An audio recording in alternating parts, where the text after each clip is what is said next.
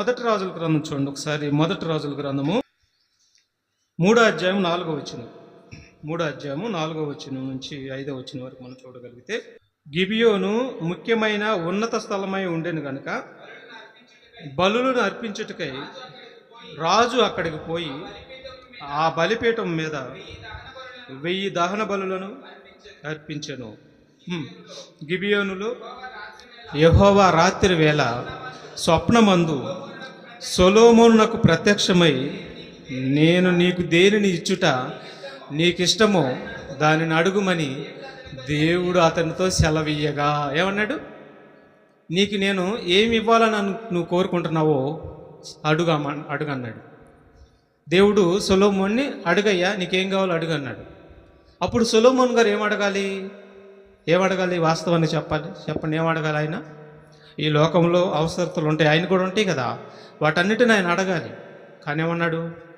నీ ప్రజలను పరిపాలించడానికి నాకు బుద్ధి సాలదు, బుద్ధిని దయచేయి, జ్ఞానమును దయచేయి తండ్రి అని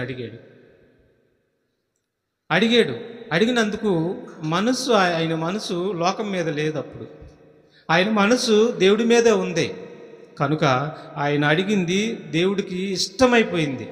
అప్పుడు ఆ జ్ఞానంతో పాటు ఆ బుద్ధితో పాటు ఆయన అడగనివన్నీ కూడా ఇచ్చేసాడు. ఆస్తి ఇచ్చాడు, సంపద ఇచ్చాడు, అన్నీ ఇచ్చాడు. ఇది దేవుడి మనసు. ఇది చాలామంది ఆయన మనసుని కనుక్కోలేరు, అర్థం కాదు ఆయన మనసు. చూసారా, ఆయన మాట వింటే నీ అవస్థ తీరుస్తాడు ఆయన, అది ఆయన మనసు. మనం ఆయన మాట వినకుండా దేవరాత్రము నువ్వు ప్రార్థన చేయటం వలన ఉపయోగం ఏమి లేదు. నువ్వు భోజనం మాని ఉపవాస దినం చాటించి నువ్వు ప్రార్థన చేయటం వలన ఉపయోగం ఏమి లేదు. మాట వింటే అన్నీ నీకు సమృద్ధిగా ఇస్తాడు. నీకు అవసరమైన ఇస్తాడు ఆయన, ఆల్రెడీ ఇచ్చేసాడు. ఇంకా నీకు అవసరమైనది ఏమైనా ఉందేమో అది ఆయనకు తెలుసు కాబట్టి అనుకూల సమయంలో ఇచ్చేసేస్తాడు నీకు. ఇది నమ్మాలి.